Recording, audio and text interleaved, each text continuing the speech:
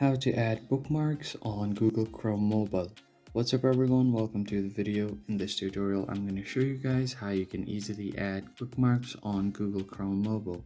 So first thing first, you will have to open your application, and then from here, in order to access your bookmarks, you will have to first tap on the three dots on the top right corner, and then you will see the bookmarks option. Just tap on it, and here you have different sections like reading lists and then your mobile bookmarks. So on your Samsung bookmark you will see all of these ones as well.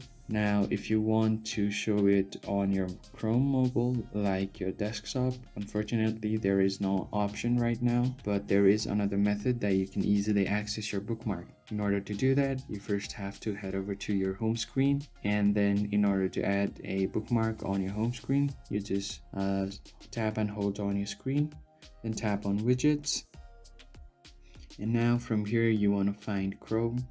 Just tap on it, the drop down, and scroll down a bit. You will see an option for Chrome bookmarks that's 3x3, so just tap and hold it to add it on your home screen.